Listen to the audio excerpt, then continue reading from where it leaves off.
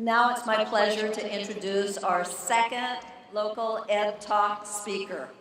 I am delighted to invite Dr. Desiree Olivas up to the podium here. She has taught various grade levels over her 28 years in Orange County, as well as around the world. Currently, she teaches third grade at Garfield Elementary in the Santa Ana Unified School District. She was the district's Elementary Educator of the Year in 2015. She also serves as a math coach and district math trainer and has helped introduce the new state standards to her district. Desiree, thank you.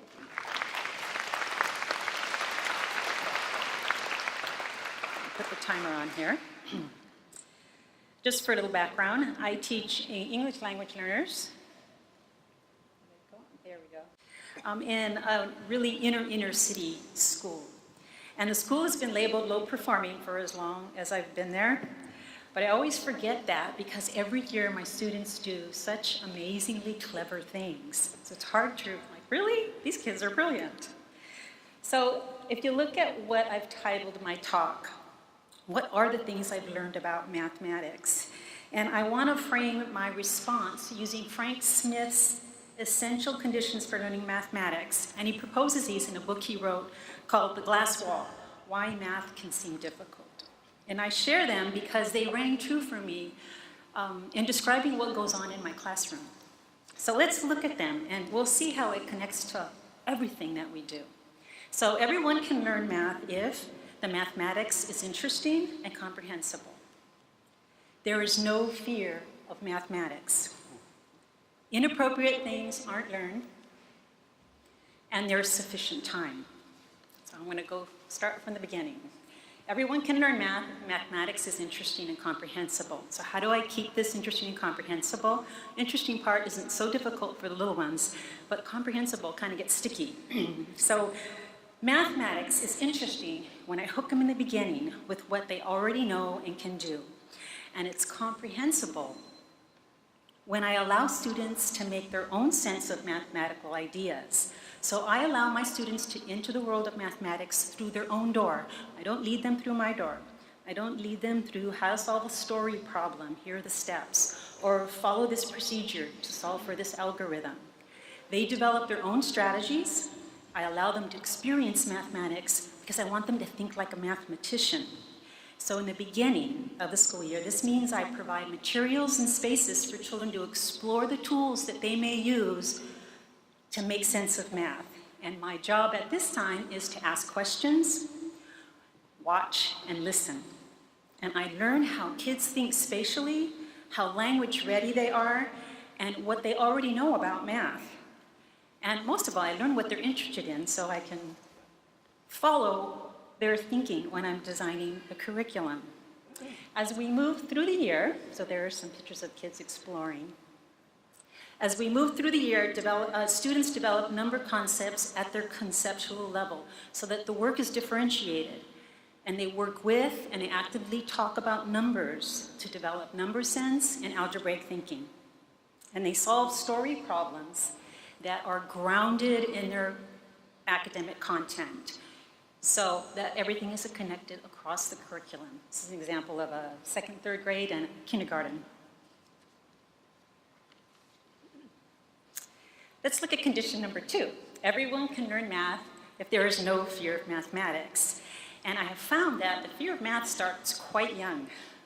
One year I had this, for example, I had this third grader who started the school year and he would cry or he'd get a stomach ache about the same time during the school day. And so I'd send him downstairs and the nurse would send him back upstairs. And when I talked to her, she looked at me, she goes, you know, he's been doing this for the past couple of years. So during a diagnostic interview, I figured out that he really only understood up to the number 3.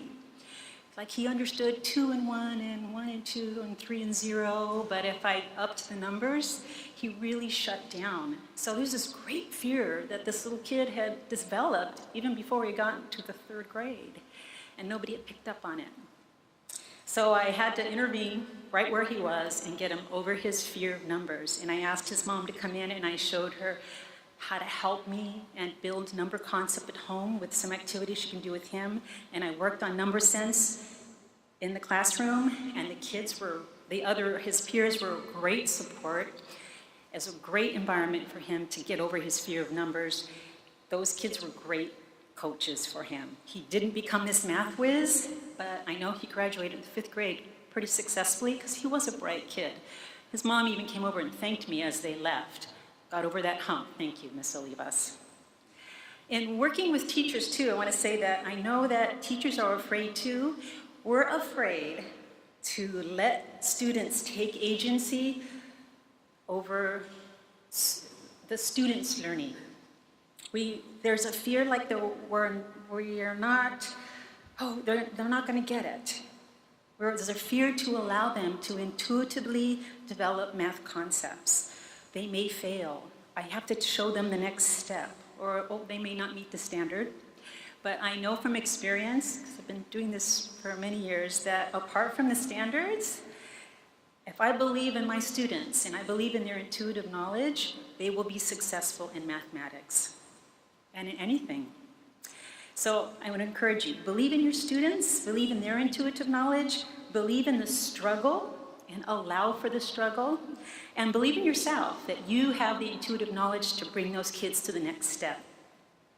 Your fear, or our fear of students failing, may be the biggest obstacle to providing a rich mathematical learning environment and learning experiences for your students.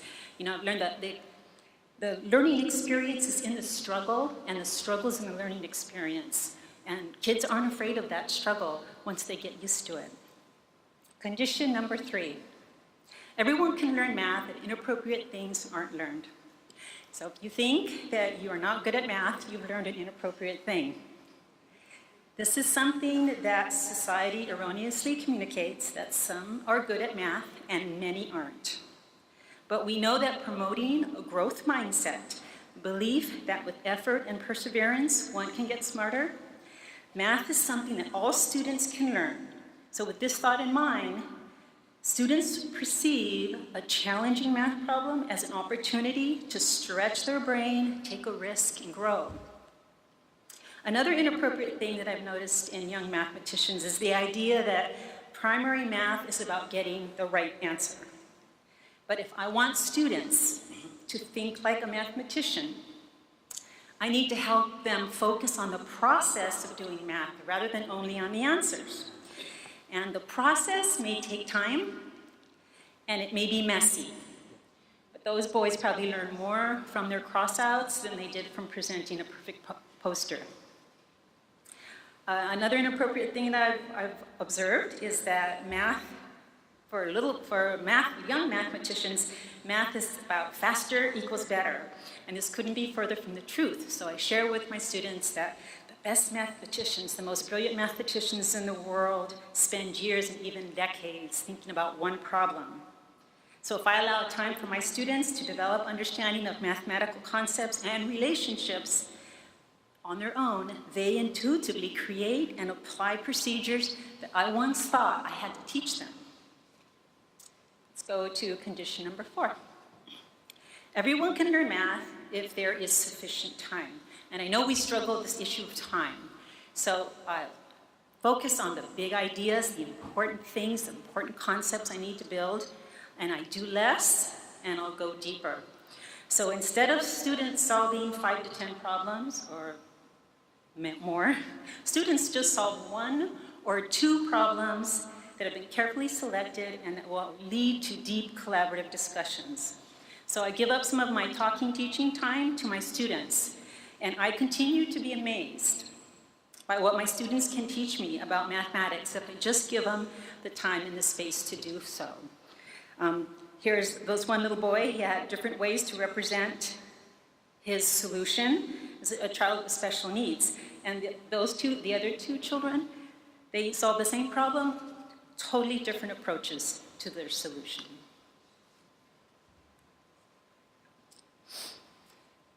I want to add one more. I want to add number 5 to the essentials. This child asked me to stop talking, to stop asking him questions. They were busy thinking, and they were organizing ideas and beans, and they were like, shh. He's like, shh, Miss Olivas, don't give it away, let us figure it out. Let me think about it. So I want to share, collaborating is allowing for sense-making, allowing children time to think and to learn, metacognate. That makes learning their own, and it develops agency in our students. And I realize it's not very quiet, but there's significant things going on, right?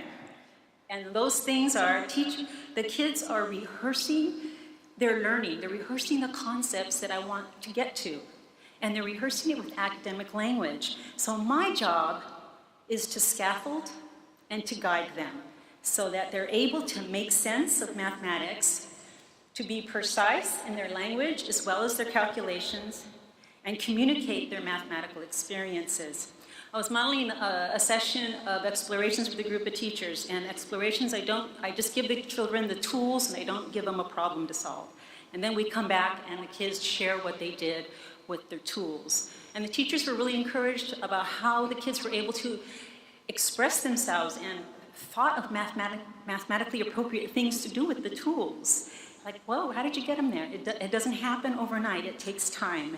And those kids have daily opportunities to rehearse with their classmates and with me. So they have that grotto to get up and share what their thinking is. And English learners especially benefit from a discourse-rich math environment.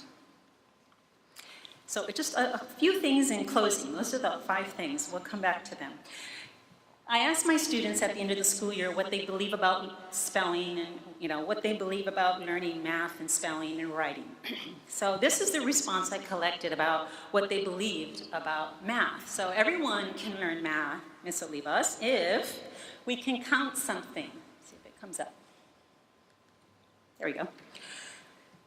We can draw pictures. We know about place value.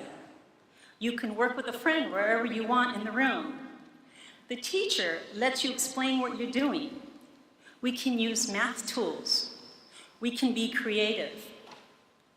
We can use more than one way to solve a problem. We can ask for help, or someone helps if you get stuck. Rewrite equations. Sometimes you don't even know you're doing a math lesson. Let me get that last one. You never give up, and it's interesting. So, just in closing, these are the 5 essentials that I have found have helped me create an enthusiastic mathematics learning environment.